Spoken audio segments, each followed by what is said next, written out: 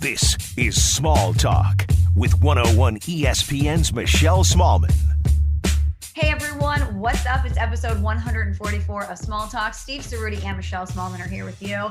And again, we said this last week, but Small Talk in the summer is going to be like an Italian restaurant in Europe. You're going to get it when you get it. So we may get it on a Friday this week. You may get it on a Saturday over the weekend, or it may be uploaded Monday. Who knows? But we're taping it on a Thursday. So Steve, I haven't talked to you in over a week. What's good, my man?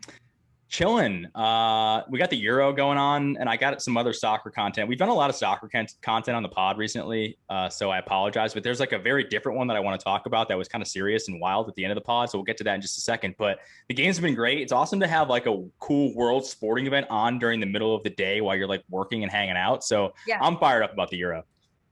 Okay, I have not been locked into the Euro. How's Italy doing? They're like actually killing it. They're killing it. Some people are saying Italy's back. Some people are saying that they might be the favorite to win the whole thing. I'm not one of those people. People are saying it. So I'm just throwing it out there. It's kind of an under the radar team. They don't have many big stars, but they're a really likable kind of young-ish team. Although the back line is still really old, same guys. But Italy is kind of like the hot, cool team that everyone's like, hey, can Italy win this tournament now? So you should probably start watching. They've won both their first two games 3-0. Forza Italia, let's go. Let's go. Forza, that's right. Forza Italia. There we go. Look at you. Wait, people studied abroad once. Excuse me, families from the boat. Hello. That's true. That's true. Where are you from in the boot, hun? That's one of my favorite lines. Yep. In the Cardinals. Where are you from in the boot, hun? Steve, if people are saying Italy is back, as an Italian, as a paisan, why are you not saying Italy is back? Because I'm skeptical. I think France is better. They just are talent-wise. I mean, France is like the dream team, basically, with the roster that they put out there. I think Belgium is still more talented. But there aren't, beyond those two teams, I mean, Portugal is probably still more talented too. Cristiano Ronaldo is still balling out and scoring goals at 35, 36. Plus, I think they have the best jerseys in the world too, which is, you feel good, or you look good, you play good, you get paid good. But I would say Italy is in that second tier of like, if things fall the right way, they could win the tournament, but I don't want to get my hopes up. I'm one of those guys that always negatively looks at my teams and goes, nope, they're going to lose this game. They're going to lose this game, because I like to be pleasantly surprised. I am very much expectations, keep them low, because I want to be surprised. I don't want to be disappointed in life. That's like a life Ceruti thing. I totally agree. And I think we can take a lesson that we learned here on Small Talk when I got us all super hyped about Illinois. And then they ended up getting bounced in the second round, that we're never going all in again. We're never going to go all in on our teams. Yeah. Okay? You've been hurt. You've learned your lesson, and scar tissue right here. Okay. This is scar tissue on my heart. So the Cardinals could be the best team in baseball. I'm never going to predict that they win. The Blues could be favored to win the Stanley Cup. I'm never going to predict that. Never, ever again. So I feel you on this, Steve. Yeah, you always have to assume the worst, because then you're never disappointed. You're never let down in life. It's honestly a great way to live your life, because and like Italy, for example, well, you've had success though. Like the Cardinals have been good in your life. The Blues just won a Stanley Cup. Yeah. You obviously, not to bring up, old wounds, but the Rams have had really good years when they were in St. Louis, right? So you have the Super Bowl, the greatest show on turf. For sure, right? Wow, so you've had expectations where your teams have lived up to hype or been good. Most of the teams that I root for are bad. The Magic, like the greatest accomplishment is like making the finals. Everton and Roma are constantly getting in their own way, and I never expect anything from them. And whenever I do, I immediately regret it, because I knew I was probably wrong. The 49ers, I mean, they've lost multiple Super Bowls in my lifetime. I wasn't really alive for most of the good years of the 49ers. So all of my teams are Debbie Downers, whereas like your teams are super successful and win shit. So I understand why you think that way. Yeah, the Cardinals are always in the mix, but Steve, they haven't won a World Series in 10 years. The last one was 2011. Boo-hoo. You haven't won one in 10 years. There's some franchises that haven't even sniffed any kind of success. By the way, did the Cardinals suck? I thought they were supposed to be good. Yeah, so they're dealing with a lot right now. They're dealing with a lot of injuries. They just went on a pretty brutal stretch of losing, but they just swept the Marlins, Steve. So things are trending up. They got one of the pitchers back in KK. They're going to start getting some of their injured players back, and they have a very favorable stretch of schedule here before 6 tough games to close out the first half of the season. Then we'll see what their front office does. But they're not as bad as they played last week and the week prior, and they're probably not as good as they were earlier in the season. They're somewhere in the middle, and they're playing in a division that they can win. I don't think the Cubs are going to be able to sustain this success. Maybe they will. And I think that the Brewers, the Cardinals, if they get healthy, can certainly win the division. But yeah, it was pretty brutal there for about a 2.5 week stretch. I'm not going to lie. Speaking of the Brewers, do I get a Colton Wong update? What's his deal? I mean, we can give you one. Killing it. But Steve, looking fresh. He looks fresh, but do you really want to cheer for Colton Wong now that he's no longer on the Cardinals? I have been told by people, Steve, I've been getting a lot of tweets, a lot of Instagram DMs suggesting that you look like Nolan Arenado. I have, yes. So maybe, just maybe, we should put Colton Wong on the shelf. You'll still have love for him always, but I think maybe Nolan Arenado's your new guy. I still think I'm a Matt Holliday guy though, right? Well, Matt Holliday is retired, but maybe Matt Carpenter. Matt Carpenter. Sorry. Even better. Yes. For Matt Holliday, gem of a guy, obviously a great Cardinal. He's actually on our station once a week on the afternoon. Oh, nice. You can tune into that. Shouts out to him. There you go. Yes, Matt Carpenter. That's right. Love that guy. No batting gloves. So he's still my favorite player, as you could tell, because I remember his name so well.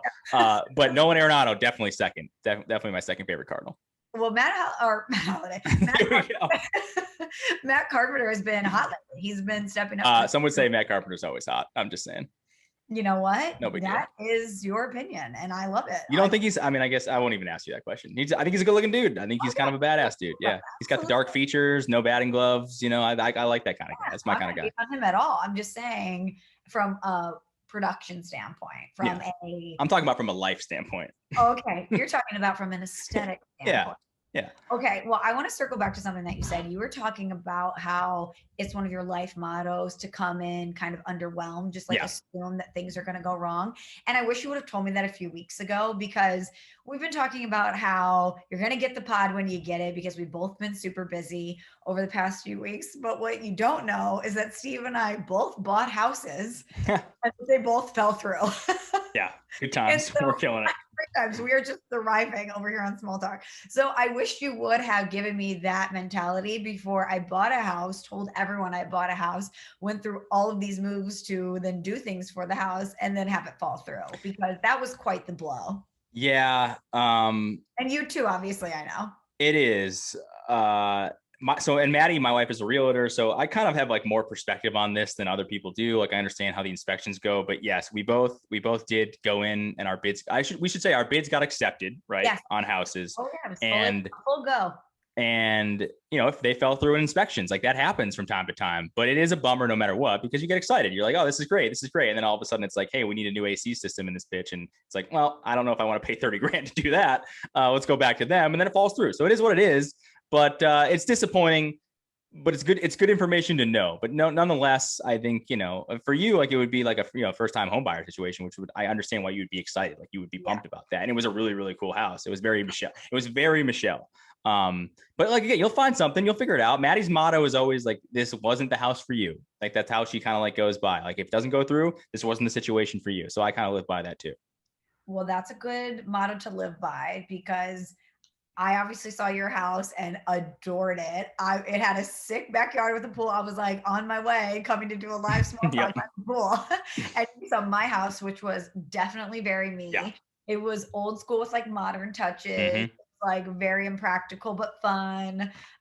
Anyway, it was all of these things. And both of us, we were so pumped, went through inspections. Both of us had parts of the house that failed. And both parties on the other side were like, you know what? We are not going to adjust the price. No amended price. We're good here because the market is crazy. And we'll likely get somebody to pay full price without having to do any of these repairs. So it wasn't meant to be for us, but definitely a bummer. If you're selling a house right now, like no one has ever had more leverage than if someone's selling a house right now. Like you can do whatever you want. You can be like, hey, there's literally shit on the floor, literal shit on the floor. And you're like, meh, whatever, $500,000. And that's it. It doesn't matter because someone else is going to come in all cash, like over asking, no inspections. You just say, well, I'm going to buy this house because that's just what the market is right now. So we're lucky enough to, we live in a house that we like, that was, we bought years ago, and it's cool. We've been doing renovations to it, and that's nice. And I don't think it's something we're going to live in forever, but I like it now. So like, we're not desperate enough, but there are so many desperate people that are just like, give me a house. I don't care. So I almost say to you, it's good that you're not in that situation because you can really get screwed out of that. Yeah, somebody's like, it's $500,000. How about 550? Will you take Yeah. 550? Please take 550. There could be like a weird like person. There could be like a gremlin living in the attic, and they'd be like, "Well, it is what it is." I mean, you said no inspection, so you got the gremlin's there. I'm sorry, you got to do what you got to do. No, the home buyer would probably be like, the gremlin is charming. Yeah, exactly. Yeah, it's literally like on a fault line and like earthquakes happen. It's like, I don't know, no inspection. Sorry, dude. It is what it is. Right. But you know what I've learned throughout this process, Steve, is just how ill-equipped I am to be an adult. I'm kind of reminded of this It's on absurd. a daily basis. And I want to write like a change.org petition that there needs to be an overhaul in the American education system, because you and I have gone through every step of learning. Okay. We are both college graduates. We have gone through the higher learning process. And not one step of the way did we get prepared to be an adult. I'm going through this homeowners process or this home buyers process. I have no idea what's going on. Do you want the radon test? I guess. Is this something I need to know? We're escrow. Let me Google that real quick. Yeah, sure. What's going on? Love escrow. Sure. Let's escrow it up. Sounds like a cool band I've never heard of. But it's just like every step of adulthood, I'm like, thank God I have parents that are willing to explain all this stuff to me. And they only knew this stuff through trial and error. But insurance, I don't know about insurance until I have to deal with insurance. Taxes, I don't know about taxes till I have to deal with taxes. Home ownership, stock markets and investment. Nothing. 401ks, have to learn all that on the fly. How about even like basic things like how to cut the lawn or like healthy eating or cooking? Thank goodness I grew up in a family that taught me that type of stuff. But what if you live in an urban environment and you don't know about the lawn and all of these things? Let's even take it a step further, Steve. I didn't know about getting pregnant and childbirth and like physically what happens to a female until my friends had kids. And I went through sex ed and I went through higher education. I did not know about ovulation. And granted, I went to Catholic school and it was like family planning and I was gonna say, do you remember anything about sex ed? I don't. I don't even remember. Oh, I what do. they told us. I feel like sex ed was basically like you can get pregnant by looking at a girl, and that's actually the exact opposite. There's like 4 days a month that a girl can get pregnant, basically, right? It's insane. People should know this. I feel Well, maybe they tell. Okay, in it's like telling if you have kids in the car, mute this for like 10, 15 seconds. It's like telling kids that they're Santa Claus, and so they act a certain way, so they behave, right? Maybe they tell kids, hey, like if you have sex, you're gonna get pregnant. Like what's the Mean Girls line? If you have sex, you're gonna get pregnant and die. Yeah, you'll get chlamydia. You'll get chlamydia, yeah, and die. Exactly. Like you have to tell kids that, because otherwise they would just be having sex all the time. Because they're like, oh, it's only 4 days a month. Like who cares? It's probably not one of those 4 days. So maybe it's like a Santa Claus type situation, but that's really the only thing I remember about sex ed. I don't remember them teaching me any other useful skills. Yeah, but I promise if you showed these kids what happens to a woman's body after she has a baby and how she also leaves the hospital in a diaper and has like they should have to sit in a room through the night with like an audio recording of a baby screaming. And then I bet you they would avoid those 4 days. Like if the realities of like having a baby at 16, you're like, you know what doesn't sound fun? Me getting stitches in my crotch and having a baby scream for the next 3 months. I'm gonna ask you a really stupid question. Do you know those days? Yes. So you can plan around those days like clockwork. There is an app that you track everything, and it will literally say, these are the days you need to have sex. These are the days you can get pregnant. And that's why people who are trying to get pregnant, they track it. So they're so dedicated to tracking it, and they make sure to get busy on those days because those are the days. It's scheduled sex. Exactly. Yeah. It's not. Yeah. Now, is this a new thing? Like, did they not know about this when we were in high school, like 15 years ago or so? Or is this been around forever and we're just finally learning about it? I mean, I'm sure they knew about it, but like, here's my sex ed, Steve. It was abstinence because God says it. And then in high school, this is a true story. I don't even know if I've shared this on the pod before, but all my high school friends that will listen to this will be like, I cannot believe you're talking about this. We had to watch a video on abortion, and it was like a music video. Yikes. Oh, that's the most Catholic school thing I've ever heard in my life. Watch some music video about abortion. Meatloaf's I Will Do Anything for Love, but I Won't Do That. And it was just like a slideshow of aborted babies and like dumpsters, like aborted baby parts. And it was set to the tune of Meatloaf's I'll Do Anything for Love, but I Won't Do That. Oh man. I cannot hear that song now without having like a visceral reaction. And listen, that certainly changed my opinion about abortion. And it as a kid causes you to have conversations with your parents or with your peers about having safe sex and like the decisions that you would have to make if you got pregnant when you were in high school. But I also think that there has to be more to the conversation than just scare tactics, because guess what happens after you get out of high school? There's no like sex ed in college. It's not like, oh, hey, you're 20 now, so we're going to tell you about ovulation. There's no other class that's going to ever teach you about this unless you go into that field. Not only do they not teach you about it, but they provide you in college with this like literal campus of just sex having. Like it's like the Garden of Eden of sex. It's like, here we're gonna not teach you really about sex or anything that goes into it. We're just gonna tell you all these like weirdly vague things that actually are kind of not true. And then here you can go to this new college where you meet all these young hot people that are your age, and you guys all mingle together and everyone's having sex. Like it's actually a terrible way to sort of enter your adult sex life. And there's no parental supervision. No, you're on your own for the first time. You're drinking probably a lot alone for the first time. And it's like, hey, everyone's drinking and having sex and having a great time, and no one's taught you anything about what this means. And now you could argue, and I think there is some truth to this, that even if you did properly teach the kids, the vast majority of them are kids, and they're just not going to care, and they're not going to entertain you, and they're not going to believe you, because that's what kids do. They don't trust elders, right? They just think, oh, I know more than you. And I was certainly in that camp where it's like, I know everything. I'm so much better. I don't need your bullshit education. Like I'll figure it out myself. So there's definitely going to be an element of that, but at least try to, help. There's going to be some percentage of the kids that you teach that'll actually take something away from that. But you know what I didn't need, Steve? I didn't need geometry, acute angles, not using those in my daily life. You know what I did? I disagree. You know what I didn't need, Steve? To learn the periodic table of elements. I think I would have benefited more from learning about insurance. I don't need to know the periodic table, how to identify carbon. That's not something that I'm going to use in my daily adult life. You want to hear? I'm good on the periodic table. See, I disagree with you on those, because I think those at least give kids an opening into a potential career path for them, right? Like if you never learn about math or you never learn about science, how are you going to know that you like math or science, So I think there's, to some degree, you need to teach kids like, geometry, algebra. I don't know, maybe to the level that we were taught that, but you do need a basic course there. The same way that you like, hey, I want to take Spanish, even though I don't speak Spanish ever, but like, yeah, okay, maybe I want to learn different languages, right? I think it kind of opens the door for people and what their career paths could be, because especially when you're so young, how are you supposed to know what the hell you want to do for the rest of your life? I think the more options you have, the better, decision you're going to make for what you potentially want to do or what you want to major in. But I'll tell you, the dumbest class that I took in high school, which, I mean, this is actually stupid, is I took a shorthand writing class.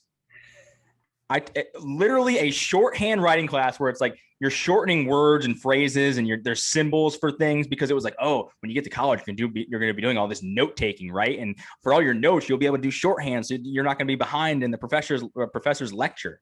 And guess what happened? Everybody had computers. Nobody's writing notes by hand anymore. And it was the dumbest class that I've ever taken in my life. And I took a boxing class in college, and that was even more informative than my stupid shorthand writing class. So classes like that should absolutely be outlawed, because they're completely useless. And this wasn't even, again, we're not talking about like, you and I are in our early to mid 30s. Like this wasn't like 40 years ago shorthand. Like this is the age of computers. I took a shorthand class. Think about how dumb that is. Pretty dumb. What a waste of time. You know what you could have benefited from? Learning about the stock market. Yeah. Or like how your student loan interests work, right? Because I've had plenty of friends who, you go to school, it's like, oh yeah, just take out a loan, it's fine, who cares? Like you don't know what that means when you're a kid. Luckily I had parents who did understand and were like, hey, you're not going to want to do this. But not everyone's parents are that way, and it's just hard, right? It's hard to figure that stuff out as a 17, 18-year-old kid. So I've had plenty of friends who have gone into hundreds of thousands of dollars of debt, basically unknowingly, because they don't know what it means when you're like, yeah, all right, school's $40,000 a year tuition, I don't know. Yeah, just throw it on this thing. I'll just pay it off later. Nobody knows what interest rates are or how that affects like what they'd have to pay later in life, or whether or not the career that they're even going to school for is going to pay off their student loans. So yeah, maybe instead of short writing, like we could take a class about that, which would be pretty useful, or credit card interest, or how credit cards work, right? Or credit in general. It sounds stupid because, we're adults now, we understand it, but at 17, 18, like what? Oh, cool. It's free money. I don't know. Yeah. I want to go to Hot Topic and buy a cool t-shirt. Yeah. I'm going to put it on my credit card. I don't know, whatever. Who cares? I didn't even have a credit card. You know what? I had like $40 that I earned babysitting. Like, yeah, that's honestly, that's smart by your parents to be like, but again, I actually think maybe there's something to be said about learning credit earlier so you understand how it works. I don't know. Like I had credit pretty early. I probably had it like 17 or something. And, my parents, I think, were on the card with me or whatever. And because I was, my parents were like, oh, let's build your credit, right? You build your credit score at a younger age. Like, it's all smart shit. Like, and shouts out to my parents. What up, Joe and Ange? But not everybody has that backing. And that's something, that I think the school system should teach. But you know what else is interesting? You mentioned all those things like, taxes, like lawn care is something like I know nothing. And maybe I shouldn't have to know about that, but I don't know. Like, I got my entire lawn is just weeds. I don't know how to take care of a lawn. How am I supposed to know that? Someone's supposed to teach me that? I don't know. Grow. I wouldn't know. Yeah, like I don't know at all. You mentioned like cooking. You're right. We both had Italian families, so I guess you kind of just like pick up things as you go. I'm not a great cook, but I wouldn't if my family was the kind of people that were like buying out, getting takeout every night. How would you know how to properly prepare yourself as an adult? And then that's another thing too, where obesity is on the rise because you're getting fast food or takeout food all the time, and a lot of that stuff's not healthy for you. All this stuff is so connected. And it's like, why didn't we learn any of this stuff? And it does feel overwhelming because there is so much information that I think they're, to try to teach young kids. And a lot of it is just, you kind of going through life and figuring it out and not figuring it out. But I don't know. It just feels like there's a massive gap between, you're right, what we learn in school and what we probably should learn to better our lives. You remember, Steve, a couple months ago, we talked about the Smallman Ceruti ticket during election. Yeah. I feel like education reform, starting the class of life that every kid has to take for 4 years in high school. It's a class of life each year. It's a semester, 2 semesters that you have to take, and it's going to be a revolving door of life skills. That's our platform. We're running on education reform, and the kids today, they need to get off TikTok and they need to learn about life. Because I wish that I would have learned about life, because I tell you, there's a lot of mistakes that I've made as an adult, and that's even with the guidance of my parents, that I just had to learn. It's just like troubleshooting. And had I known about it, I think I would have been in a better position. I'm going to push back on you on that though. You're going to laugh. I've actually learned a lot from TikTok. Tell me a lot of things from TikTok. I'm trying to think of like specific stuff, but you could learn, if you're following the right accounts, or if your like algorithm is the right way, like I'll get all these different like home improvement things, right? Of like how to level a shelf, or, how to drill into a wall properly, right? There's all these really cool TikTok accounts that teach you like home improvement stuff. Or like speaking of childbirth, I didn't know anything about this. I thought this was funny. Like there's this one that goes around of a TikTok of a kid asking his mom why every time she sneezes, she has to cross her legs. And she's like, because of you. I would have never known that without TikTok. So, and it's not just those things. I mean, again, you can do lawn care. Like I talked about, there's people who are, again, maybe you shouldn't be learning from them because you have no idea who they are, but there are personal financial advisors on there that'll tell you, hey, here's how you compound interest. Here's how you take, your paycheck and how much you should put away every month so you can retire at age 65. I don't know how true they are, but they seem kind of legit. So I think on TikTok, it's actually more helpful than I think it is stupid. But I would imagine most of the Gen Z people are not watching those videos. They're watching like hot chicks just dance or stuff like that. Okay, idea here. We're troubleshooting. What if our education reform is the class of life, but it's taught to be used through TikTok videos? So like we will have somebody who's in insurance do a series of TikTok videos breaking down insurance and what's important to have, and things that you should know about your provider or your plan. And there's a series of small TikTok videos, and they'll 1 week or maybe 2 weeks learn about insurance. And then 2 weeks after that, they're going to learn about healthcare, or, like things that you need to know, like doctors.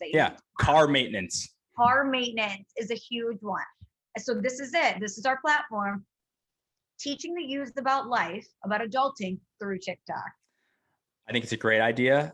I'm pretty sure it already exists. It has to. In school though, in school. Maybe not in school. So what are you gonna do? Are you gonna get out the monitor? Like remember back in the day when they would wheel in the television and you'd be like, oh, this is sick. We're gonna watch a movie today. We watched like Outbreak or something in biology class. Yeah. What do? They like wheel in a projector and they just connect someone's phone to it, and then they just watch TikTok videos for 45 minutes. Sounds sick.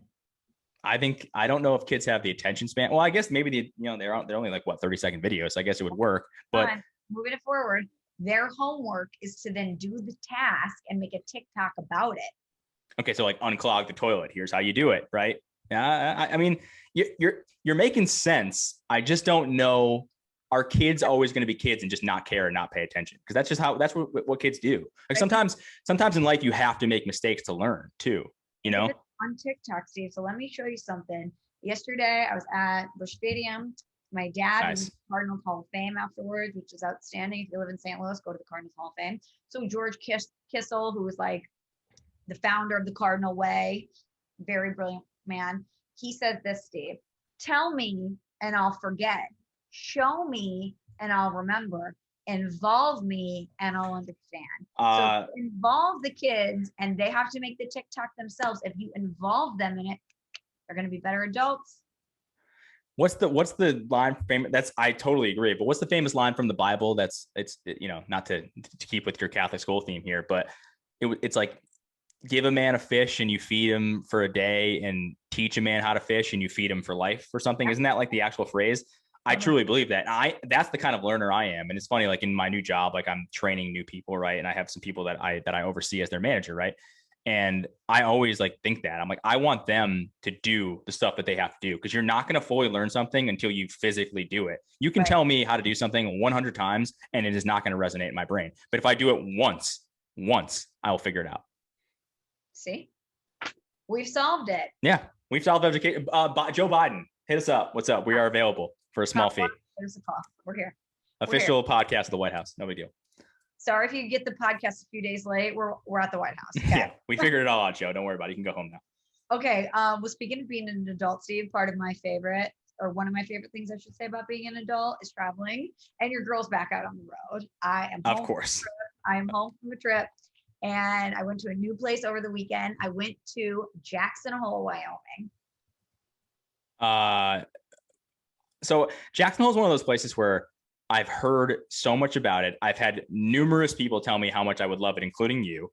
I have absolutely no idea where it is. Like, I know the state that it's in, but I couldn't tell you anything about it other than like, oh, Wyoming, like Wyoming, Jackson Hole, Wyoming. It's next to Montana too, right? Isn't it like on the corner kind of thing? Right by Idaho. By Idaho. Okay. Another place where it's like Idaho. Sure. Yeah. Potatoes. I love it. But I saw your pictures on Instagram and they very much reminded me in a very different way, but they very much reminded me of like Happy Youre, Michelle, when you went to Europe that time. And I called you and I said you were thawing out and everyone got mad at me. Now you weren't thawing out this time. I'm not saying you weren't, but they were very, very nice pictures. Like you looked like you were having the time of your life. You were dressed to the nines. Yeah. The background was obviously like amazing. And that's like the last time I saw Michelle like that, it was in Europe. I also think that I have been locked up for a long time. Yeah. Where I go, I'm going to be like, Shot Girl Summer. Let's go. Right out. But after Italy, my favorite place I've ever been is Montana. I absolutely adored Montana. I loved that it was essentially in the middle of nowhere. I love that when you're there, you're very much present in being there. And there's not a ton to do. And by that, I mean, you don't feel like you have to go to museums or do this or do that, that it's like you kind of leisurely go about your day. If you want to go horseback riding, great. If you want to go on a hike, great. It just is like a different pace on a vacation, which I loved. And Jackson Hole is the same. And when I was there, I was like, gosh, Steve would love it here because you could do all of these cool things. I wrote some things down, Steve, that I want to share with you about Jackson Hole. So first of all, as I mentioned, it's very remote. It's very far away. They have this little cute town in Jackson Hole, but other than that, you're driving. Like it is a far drive to get places, but it is a Where'd you fly into? To the Jackson Hole Airport, which is in the middle of the Tetons. It's like in the national park. Why do they call it Jackson Hole? Is there a reason? Is it just like in a big valley somewhere? I don't know. Is it a literal hole? It's not like a crater or something, I would imagine. I don't know. Stupid questions that don't actually matter. I just didn't know if you knew. No, I do not know, but I can look that up for you. Now, if there's a small talk listener out there, if there's a Shelly out there, let me know. Don't worry. We won't waste our time. I'm sure that I should know that, but I did not know. Okay. So when we were there, we went hiking in the Tetons. There's this hike called Phelps Lake. It's like at the Phelps Lake Trail. And it is so gorgeous. You're literally hiking. And by the way, the altitude's high. So even if it's an easy hike, your breathing is labored. Mm-hmm. You feel like you're doing something, but you're hiking up through these mountains. on like a flat terrain basically, but then it opens up to this beautiful, beautiful lake that's surrounded by mountains. And there's this big rock and people climb up it and they jump off the rock into the lake. I did not do that, of course, because I'm a big baby, but I took the videos for my friends that went. But You're I was not a like, cliff jump. Cliff jumping is one of the most fun things you can do, like around water. I love cliff jumping. do I look like the type of girl that wants to go cliff jumping? I don't know. I mean, why not? It's fun. Like, it doesn't have to be like 100 feet in the air, but I don't love heights, and I'm a girl that gets injured a lot. Like I would be the one that got you're injury prone. I don't think I knew that about you. Interesting. Oh, my friends that are listening to this are going to be like, how has Ceruti been friends with you this song and didn't know? I am the girl that, okay, so for instance, I'm in New York a few weeks ago. I leave a rooftop party to go home early because I'm sober and I'm tired. Again, I am sober. I go back to my friend's apartment. I pack my bag because I have to fly out the next day, wash my face. I am sober. I drink a glass of water. I'm getting ready to get in the bed and I'm walking past his couch and I hit my pinky toe, like an pinky toe on the corner of his couch. It catches my toe, and this like in between piece between your pinky toe and your next toe completely cuts out the whole like web chunk. Blood everywhere. Wait, you sliced that thing open, like the web part? Sliced it open and took a chunk out. I thought I was gonna have to get stitches, and blood everywhere, bandaged it up, could not wear closed-toed shoes. This was a couple weeks ago. I can't believe I didn't tell you this. For like a week, and everybody was like, God. of course, you're always injured. I have scars all over my body. I am always hurt. Everyone has a friend like that who just, it's like, my friend Jeremy, love him to death. He broke his leg in high school playing pickup football.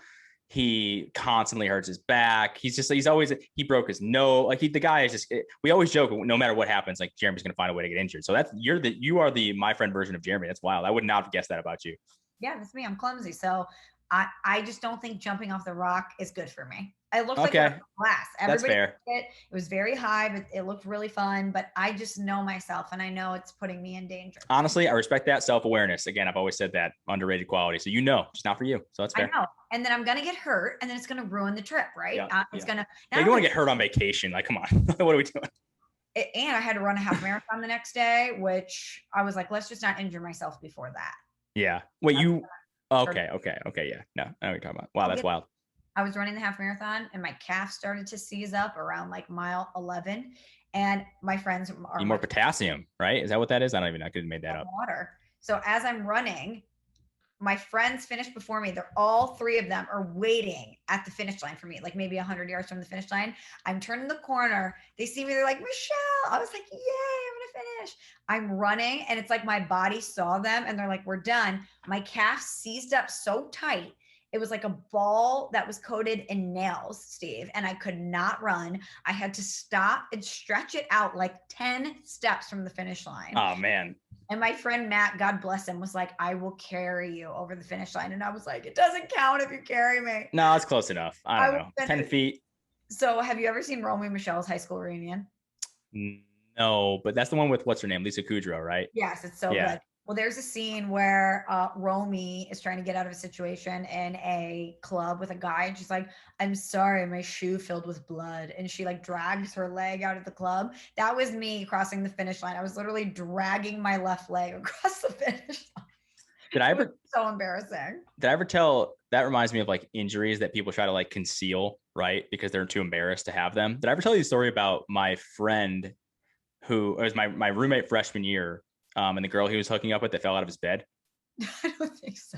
Oh, okay. This is apologies if I have, because I know I repeat myself sometimes. But so freshman year of college, my good friend, shout out to Aaron, he's hooking up with this girl, and our beds in college at Quinnipiac were raised because our desk was below them, so you'd climb up a ladder to get into them.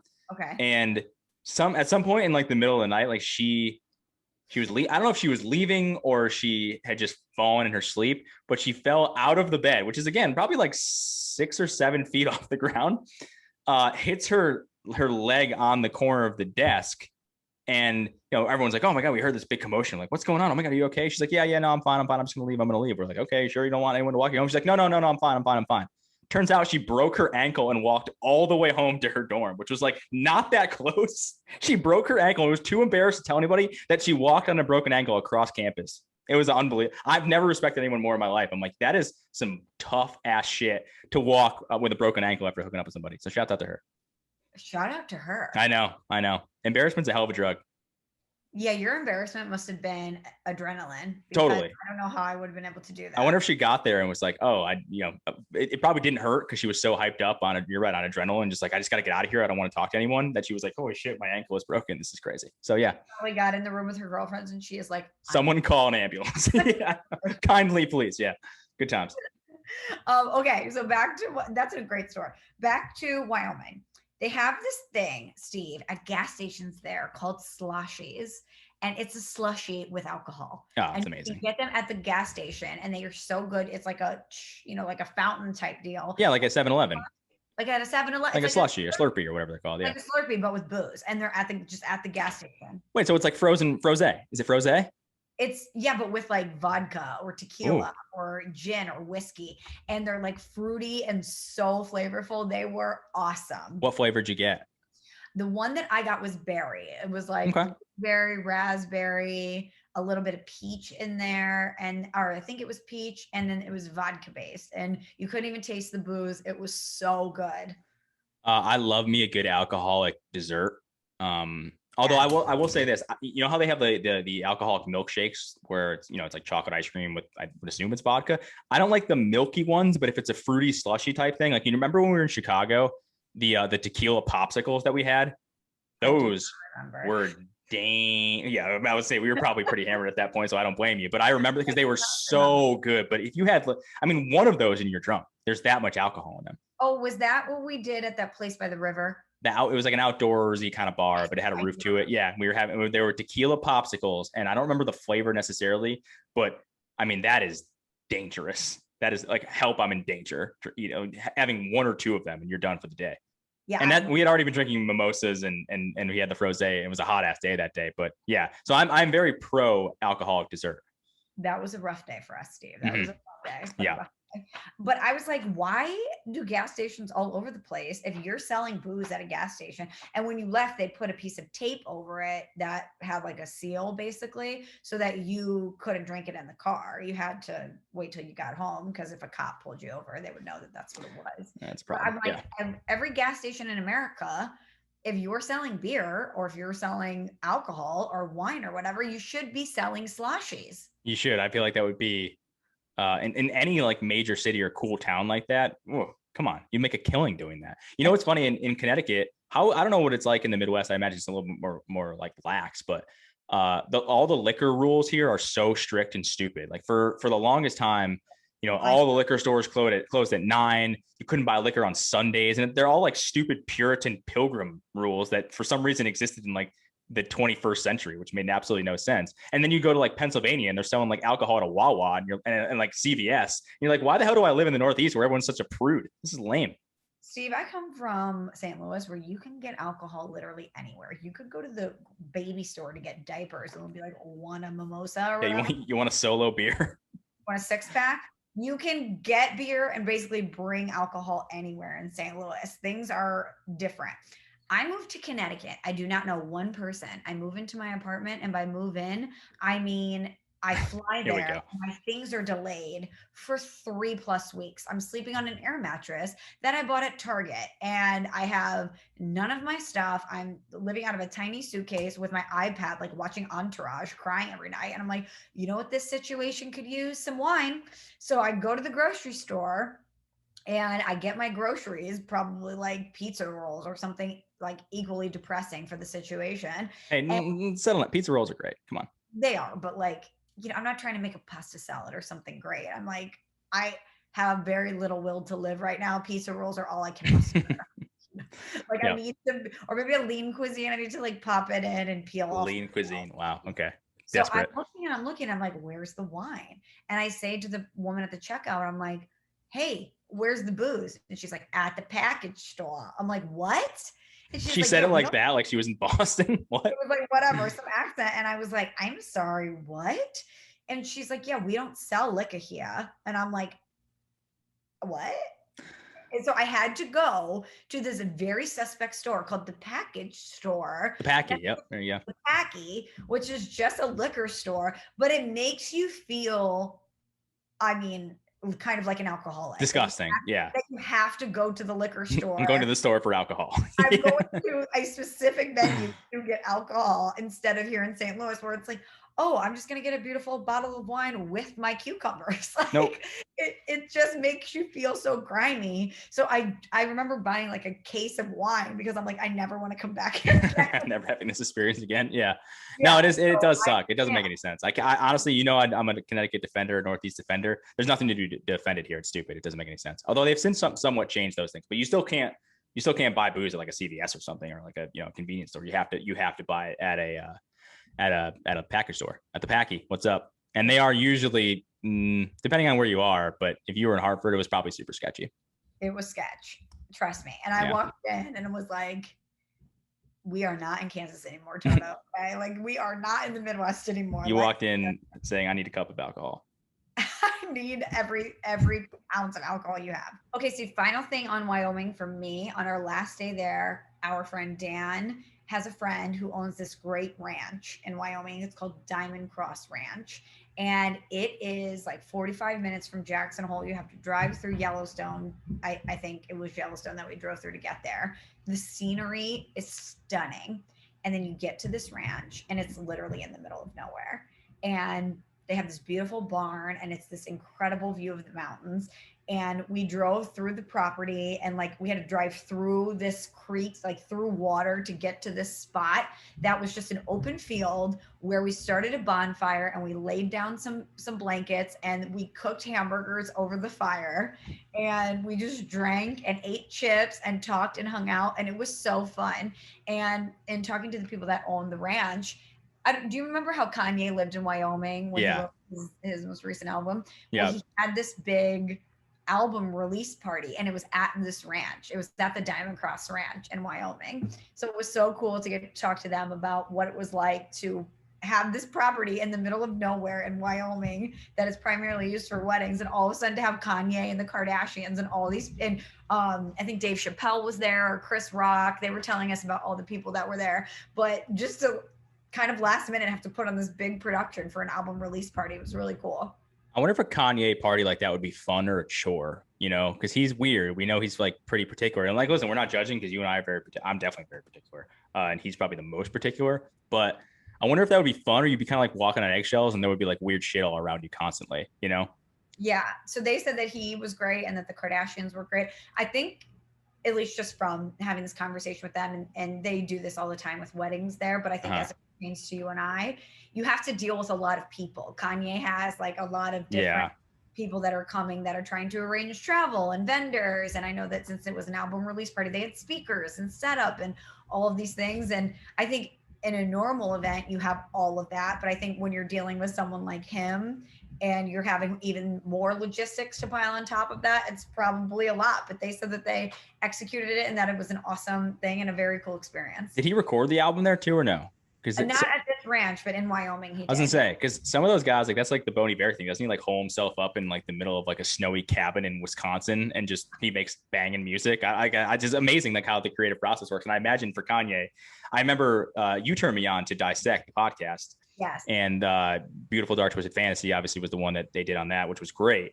And it kind of talked about it was interesting to see how he made that album. It was kind of him grinding away, and I don't think he was in Hawaii, I think, right? Wasn't he in Hawaii? I believe. I can't remember, but you might. I think he was, and he was just like hole himself, and they would just make the album, and he would like be like, "Hey, Rick Ross, give me a verse here," and then Rick Ross would like the next day send him a verse. And it was just really cool how the album was made. But a lot of those guys, I guess it's cool. They just like kind of go off the grid. They make it. John Mayer does this. My boy, he'll just like go to. Speaking of Montana, John Mayer, big Montana guy. They just go in the middle of nowhere and they just make music and shit, and it's probably awesome. They probably get super high, make music, and like drink a ton, and that's an awesome life. We should do that with the pod. We just go off the grid. We go somewhere. We have a think tank on things we want to do for the pod. And then we tape like 5 or 6 of them and we roll them out. That's how our pod will like slowly turn into Joe Rogan's pod, where it's like conspiracy theories and weird shit. And it's like, what the hell happened to Michelle and Ceruti? They're like, are Michelle and Ceruti doing mushrooms on the pod? Yeah. Well, we've talked about doing the high and drunk pod before, but we're not sure how to do it. I honestly think if it was to happen, it would have to be a situation like that. I would love it. I think it would be so funny. I would be concerned about the final product. Yeah, we would need, if we're going to, first off, would we do it live? Because I think we'd want to incorporate Shelly's into it, but then we need like a 10-second tape delay just in case anything stupid or dumb was said or happened.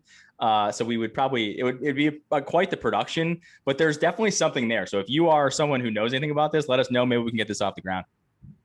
We have to get in the same place first. Yeah. And I'm looking at your potential pool to be the place to do that, but no, not happening now, unfortunately. No. Okay, before we wrap up, Steve, I know that you had something in soccer you want to talk about. Yeah, not to like end this on a super serious note, but this is serious. But I just wanted to talk about it because it was probably the most unsettling and craziest thing I've ever seen while watching sports or television, really in general. Did you see? Obviously, I talked about the Euro at the start of the show. Did you see what happened last week? It was the end of last week, where the player from Denmark went down and basically almost died on the pitch. And this whole thing happened. And the game was in Denmark and whatnot. And so I was watching that game live. The guy's name's Christian Eriksen. He's actually the best player for Denmark. He plays for Inter Milan. He's played for Tottenham. He's one of the, I wouldn't say he's a world-class player, but he's one of the better players in the world, especially at his position. And Denmark is a team that I picked early in the tournament. I thought they were going to be a surprise team and kind of make it far. But so I'm watching the game on my couch, just like kind of, it had it on the background. It wasn't a great game. It was Denmark, Finland. Like it was two kind of smaller countries, but I like to watch them all. I always have them on in the background. And I kind of look up and I see that this guy's down on the field, right? And he isn't moving. And all of a sudden, like all of his players like start signaling, and even the referee is like signaling for people to come over, right, to help like immediately. And I don't want to say that's not uncommon in soccer. It does happen. Like, and let's be honest, like injuries are embellished in soccer. I mean, they're embellished in every sport, right? Now the NBA has become kind of like awful too. But so I guess I didn't really take it super seriously at first. I didn't know if he banged heads with somebody else because obviously it's a contact sport and there's heading going on, but I didn't really see what happened. So I wasn't really paying a ton of attention to it at first, just kind of thinking, oh, this sucks. I hope he's like, okay, because he's a really good player. And then, slowly as like another minute goes by, all the players start sort of like circling around him to sort of block the cameras. But the camera people who, by the way, so the way that the Euro works is UEFA, which is the governing body. It's like the NFL, like the brand, right? That UEFA is the one that oversees the tournament.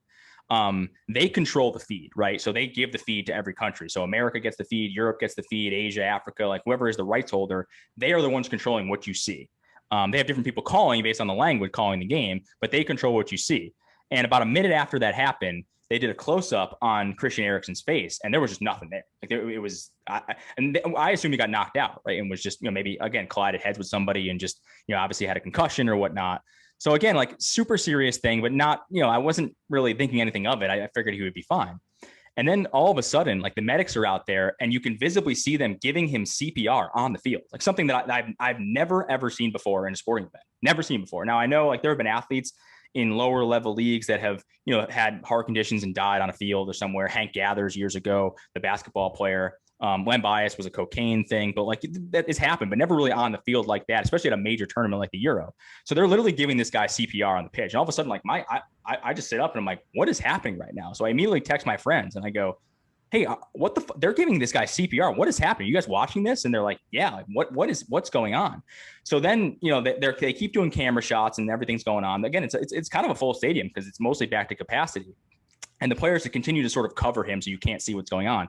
But at that point, all these players most of them are visibly crying on the field. So something really, really insane and serious is happening. They pan over to his girlfriend who he has kids with or a kid with, and she's crying, and one of the players is consoling her.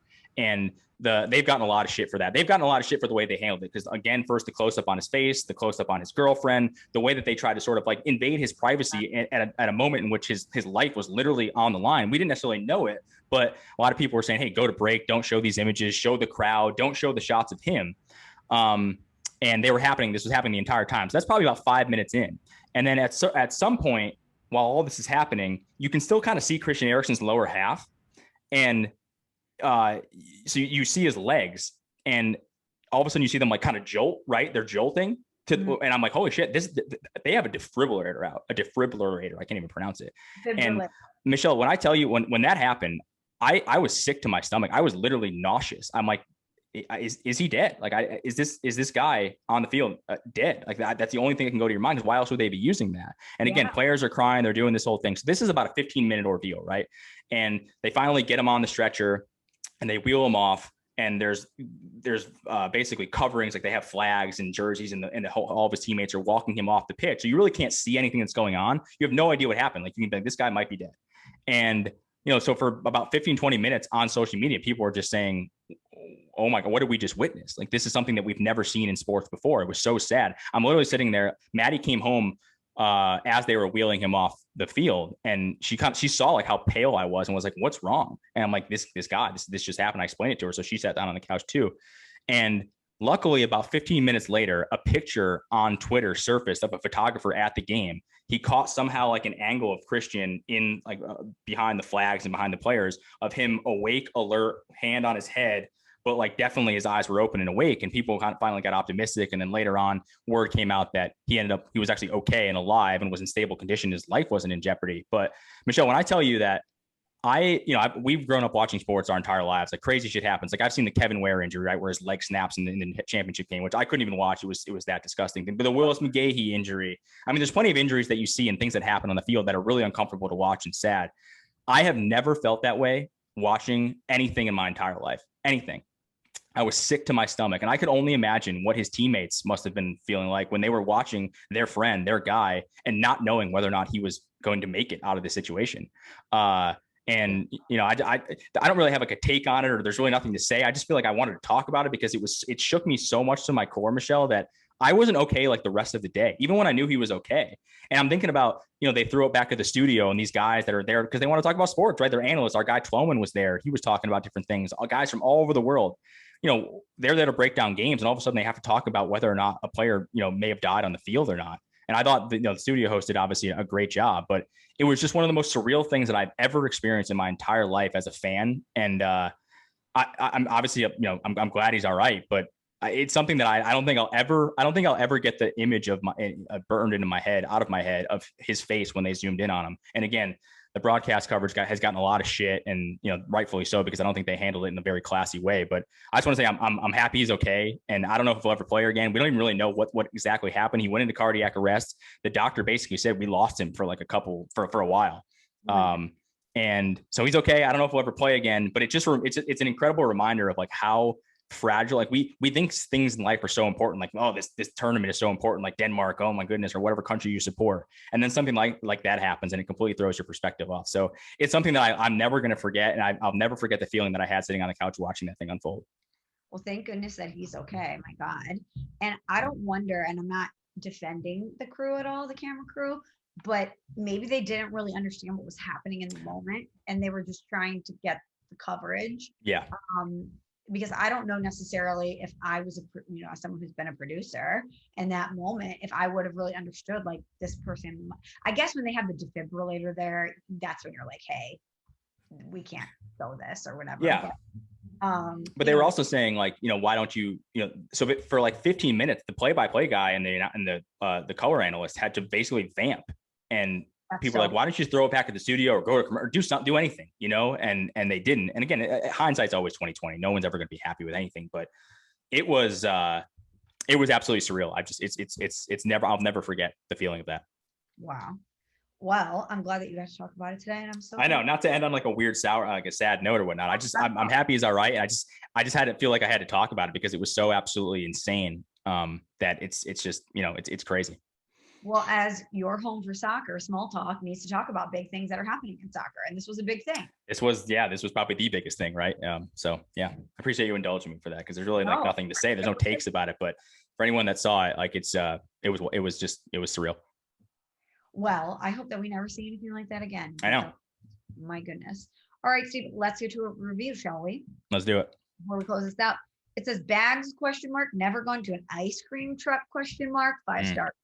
The barbecue draft was cool, period. Great selections by the both of you. But Michelle, it's called cornhole. Listen, it's called bags, all right? But whatever. I'm from Indiana, and it's cornhole there. I've played in other states as well, and it's cornhole everywhere. Also, Ceruti is spot on. Never having gone to an ice cream truck is insane. Running to the truck with a bunch of kids and getting a cartoon-shaped ice cream is a core memory of my childhood. Michelle, you did, however, say the funniest thing I've ever heard you say on the pod, though, when you said, quote, I so appreciate that Gen Z is feeling themselves, but I also kind of need them to shut up. Crying, laughing emoji, same, A+ content all around. Thank you. Yeah, I couldn't agree with this person more. I've had multiple people hit me up and be like, she never had ice cream from an ice cream truck. Like, what was her childhood like? And I'm like, no, she grew up in a great household. Like, shouts out to Mr. and Mrs. Smallman. What's up? It just didn't work out that way. But I guess we'll forgive you for that. But we need to figure that out at some point. Like, you need to experience what it's like to get a cone or like one of those weird face ice cream pops from an actual ice cream truck. Maybe my neighborhood wasn't on the route. I don't know. I don't know. I mean, we've gone over this before, but I think this is on you, to be honest with you. I don't think you were proactive enough to seek out the ice cream. I will be, though. I will be. Yeah. I don't know where. I'm trying to think.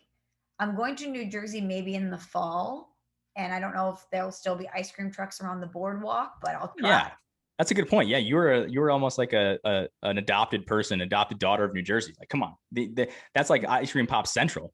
When I went to Jersey, it was saltwater taffy all the way. I don't like saltwater taffy. Do you? Oh, I live for saltwater taffy. So I wasn't concerned about the ice cream truck because I was trying to get the saltwater taffy. Yeah, I get that, but I've just never been a taffy guy. But all right, that's okay. That's okay. Next time you're in Jersey, though, get like the clown face pop with his nose as a piece of bubble gum.